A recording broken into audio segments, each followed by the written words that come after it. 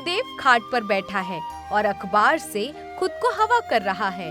घर के अंदर की हवा और भी ज्यादा गर्म लग रही है। तभी योगेश और विपुल घर के अंदर दाखिल होते हैं। या विपुल, योगेश, तुम दोनों तेज धूप से परेशान होकर आए हो ना? पूरे कस्बे का यही हाल है।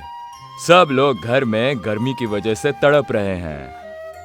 वो दोनों सुखदेव के पास बैठ जाते हैं और अखबार से मिल रही हवा में थोड़ी राहत महसूस करते हैं।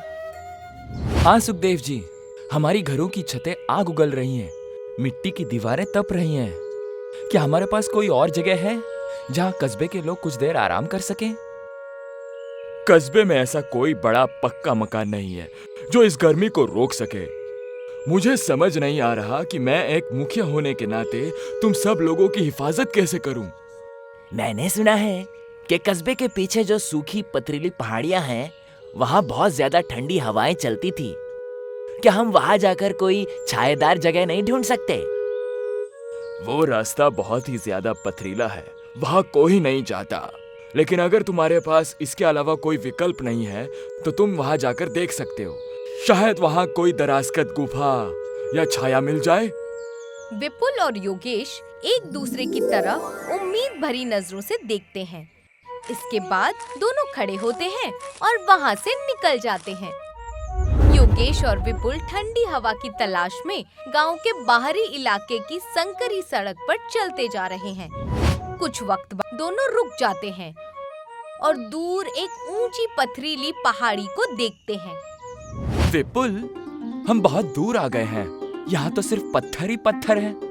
मुझे नहीं लगता कि इस बंजर पहाड़ी पर हमें कोई ठंडी जगह मिलेगी। चलो वापस चलते हैं। थोड़ा और आगे चलो ना योगेश। देखो, उस मोड़ के पास एक अजीब सी ठंडी हवा का झोंका आ रहा है। तुम्हें भी कोई खुशबू आ रही है? ये खुशबू तो बहुत जानी पहचानी लग रही है। ये तो नींबू की खुशबू है। इस बंजर पहाड़ी पर नींबू की खुशबू कहाँ से आ सकती है? चलो उस बड़ी चट्टान के पीछे चलकर देखते हैं, वहीं से ये ठंडी हवा आ रही है। योगेश उसे महसूस करने की कोशिश करता है और हैरानी की बात ये होती है कि उसे भी वो एहसास होने लगता है। दोनों पथरीली पहाड़ी की ओर आगे बढ़ने लगते हैं। जैसे जैसे वो आगे चलते हैं, वहाँ का तापमान धीरे धीरे कम होने लगता है।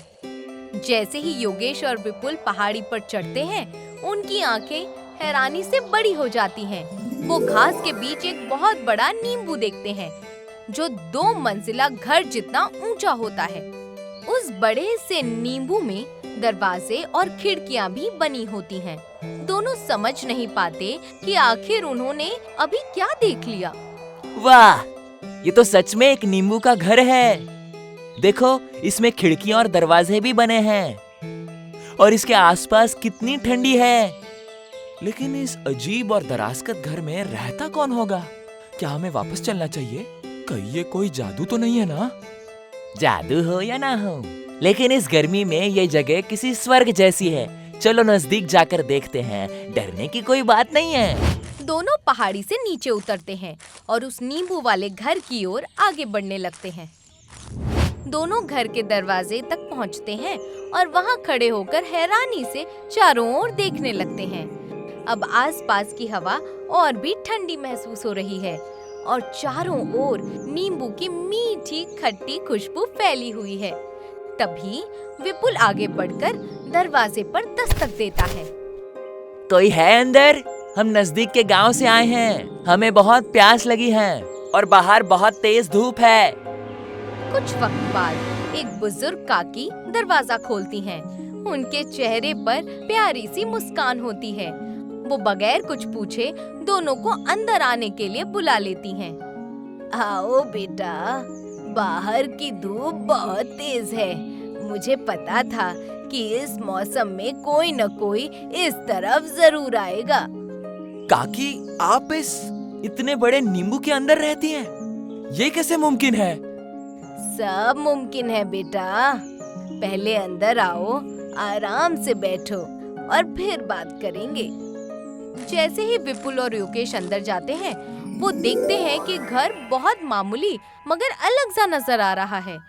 दीवारों का रंग हल्का पीला है और घर में सूखी लकड़ी से बना थोड़ा सा सामान रखा हुआ है। तुम दोनों यहाँ बैठो, मैं तुम्हारे कुछ पीने के लिए लेकर आती हूँ। शुक्रिया काकी, यहाँ आते ही मेरी सारी थकान गायब हो गई। ये जगह इतनी ठंडी कैसे है? काकी दोनों के लिए 2 ग्लास नींबू पानी लेकर आती हैं। ये इस नींबू के घर का जादू है बेटा। बाहर कितनी भी गर्मी हो, इसके अंदर हमेशा ठंडक रहती है। ये पियो, तुम्हें अच्छा महसूस होगा। दोनों ग्लास लेते हैं और जल्दी से नींबू पानी पी जाते हैं। नींबू पानी पीते ही उनके चेहरे खिल उठते हैं। वाह काकी, ये तो अमृत जैसा है। इसमें नींबू और पुदीने का इतना ताजा जायका है, ऐसे लग रहा है कि मैं किसी जादुई दुनिया में हूँ। ये कोई जादुई दुनिया नहीं है, ये बस कुदरत का एक अनोखा तोहफा है जो मुझे मिला है। काकी, अगर आप बुरा ना माने तो क्या आप हमें बताएंगी कि ये दराजकद नींबू यहाँ कैसे आया और आप यहाँ अकेली कब से रह रही हैं? कई साल पहले मैं इस पहाड़ी पर एक छोटे से मिट्टी के घर में रहती थी। एक दिन एक बहुत बुजुर्ग मुसाफिर यहाँ से गुजर रहा था। वो भूख और प्यास से बेहोश होने वाला था। मैंने उसकी सेवा की, उसे पानी पिलाया और रहने के लिए जगह दी। फिर क्या हुआ काकी? क्या उसने आपको ये घर दिया? जाने से पहले उसने मुझे एक अजीब चमकता हुआ पीला बीज दिया। उसने कहा कि इसे पहाड़ी की इस मिट्टी में बो देना और रोज थोड़ा पानी देना। मैंने वैसा ही किया। कुछ ही महीनों में जमीन से छोटा सा पौधा निकला, जिसने धीरे धीरे एक बड़ा सा नींबू का रूप ले लिया। ये तो बहुत ही अनोखी कहानी है। और ये खराब क्यों नहीं होता? आम तौर पर तो ये नींबू खराब हो जाता है। ये मामूली नींबू नहीं है। इसकी जड़ें जमीन के बहुत गहरे हिस्से से जुड़ी हैं, जहाँ से सिर्फ ताजा पानी मिलता है। ये पिछले 10 सालों से ऐसा ही है। न ये कभी सड़ता है, न ही इसकी ठंडक कम होती है। ये मेरा घर है और मेरी दुनिया है। योगेश विपुल की ओर देखता है। दोनों को अपना गर्म गांव और वहाँ परेशान हो रहे लोग याद आने लगते हैं। शाम के वक्त सुखदेव खाट पर लेटा हुआ है। शाम की हवा से थोड़ी राहत महसूस हो रही है। तभी विपुल और योगेश वहाँ आते हैं और उसे उठाते हैं। तुम दोनों वापस आ गए, और तुम दोनों के चेहरे पर इतनी चमक क्यों है? सुखदेव जी, हमें वहाँ एक चमत्कार मिला है। पहाड़ियों के पीछे एक बहुत बड़ा नींबू का घर है। नींबू का घर? तुम दोनों का दिमाग इस गर्मी में खराब हो गया है क्या? विपुल सच कह रहा है। उस दराजकद नींबू के अंदर इतनी ठंडक है कि आपको लगेगा ही नहीं कि बाहर इतनी खौफनाक धूप है। अगर तुम दोनों सच कह रहे हो तो मुझे भी कल वहाँ ले चलना। अगर हमारे कस्बे के बुजुर्ग और बीमार लोग वहाँ कुछ घंटे बिता सके तो उनकी जान बच जाएगी। विपुल और योगेश उसकी बात मान लेते हैं।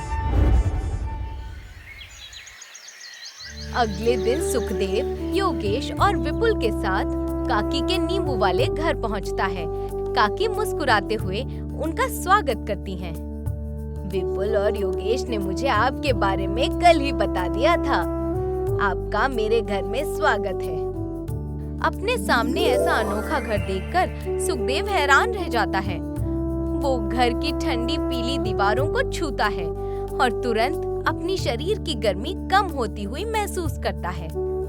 नमस्ते काकी, मुझे माफ करना। पहले मुझे इनकी बातों पर यकीन नहीं हो रहा था, लेकिन ये जगह तो सच में अद्भुत है। हमारा कस्बा इस वक्त बहुत खौफनाक गर्मी से जूझ रहा है। मुझे पता है बेटा, कुदरत ने मुझे ये बड़ा घर अकेले रहने के लिए नहीं दिया है।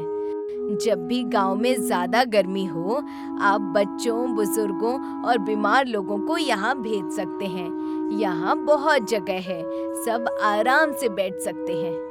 काकी, आप सचमुच बहुत अच्छे हैं। हम दोपहर के वक्त कुछ लोगों को यहाँ लेकर आएंगे, क्योंकि वो धूप से बच सके। ये घर सबका है बेटा। जब तक ये गर्मी है तब तक मेरा नींबू का घर आप सबके लिए खुला है। आओ, आज फिर से ठंडा रस पियो और थोड़ी देर यहाँ आराम करो। काकी की मोहब्बत और अपनापन देखकर सभी के चेहरे खुशी से भर जाते हैं। अगले दिन से गांव के बुजुर्ग और बीमार लोग काकी के नींबू वाले घर आने लगते हैं। काकी सभी का मोहब्बत से इलाज करती हैं। वो उन्हें जड़ी बूटियों से बनी कुदरती दवाइयाँ भी देती हैं। काकी के इलाज से सभी लोग ठीक होने लगते हैं।